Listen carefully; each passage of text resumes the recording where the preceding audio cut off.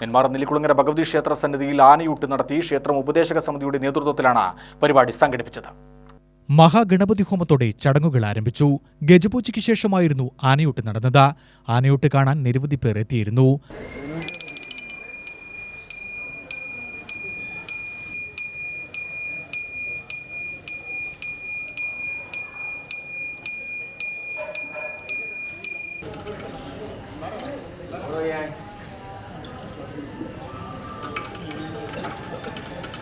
അമ്മേ നാരായണ ദേവി നാരായണ അമ്മേ നാരായണ ദേവി നാരായണ അമ്മേ നാരായണ ദേവി നാരായണ.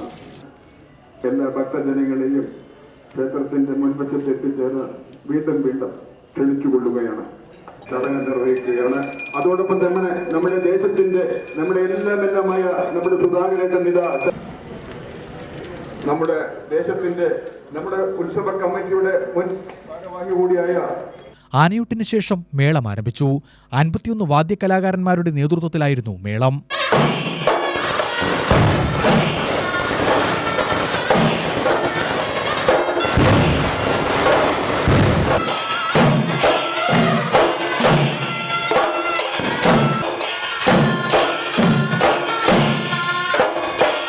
വാദ്യകലാകാരന്മാരെയും രാമായണ പാരായണം നടത്തിയ മുരളി എരുമിയൂരിനെയും ചടങ്ങിൽ ആദരിച്ചു.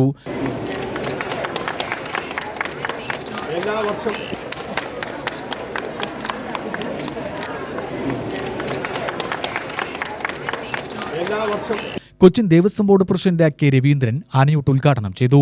ക്ഷേത്രം ഉപദേശക സമിതി president S Jyothikumar, secretary K P Keshavadas, treasurer Pradeep Kumar എന്നിവർ നേതൃത്വം നൽകി. കലാകാരന്മാരെ ആദരിച്ചത് വല്ലങ്ങി ദേശം മുൻ പ്രസിഡന്റ് ആർ ജയകൃഷ്ണനായിരുന്നു. UTV news, Palakkad.